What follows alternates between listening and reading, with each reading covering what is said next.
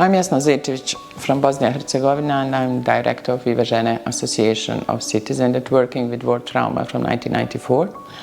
And we are always emphasizing that because to understand why we are still in post-war conflict, even at 30 years, why we are still suffering, so many people suffering from trauma consequences, is that we are working from the period of 1994, so with the people who never achieve their rights, who never integrate their trauma.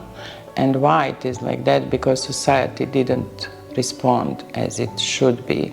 When you experience some trauma, the most important thing after the event is that you get support, that you get rehabilitation, psychosocial rehabilitation, but also you have to satisfy justice. You have to be named as a survivors, but also the perpetrators should be punished. And that's not happening in Bosnia. Now we have a lot of violence, domestic violence present, increasing of femicide cases, also the youth delinquency because of growing in a family with trauma. It always very big risk to transfer trauma to your children. And I can say that Vive, Žene did with the other organization in 2006 one campaign, Dignity for Survivors. It was supported by Amnesty International, and a lot of associations of survivors were part and initiated that activities. And from that time we were very proud that we get the law for the civil victim of the war, including survivors of sexual violence.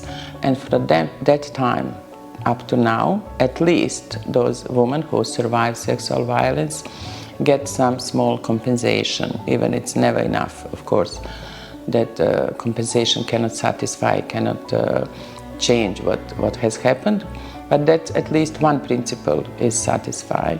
What is important that we still need support from institutions, from international community, because until we finished, until we came to the end, to the truth and to the justice, we cannot talk about long-term peace in Bosnia, and we cannot be surprised what's going on in this country, why we are always on the edge on the future war. And that's a big risk. We need support, survivors need support to get their rights. It is because you have to think and to accept your past, that you can build your future. And if we transfer that in the community, for the community, that's why we don't have stable country. Because we still don't respect our past, we still didn't face with our past, with the facts and figures and everything what has happened. You cannot have stability and the peace on the long run. And that's the task of NGOs that we are still working.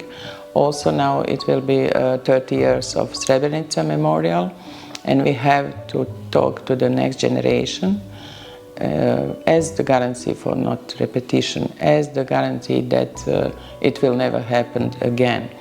You cannot expect stable and secure country if you don't solve the problems from the past.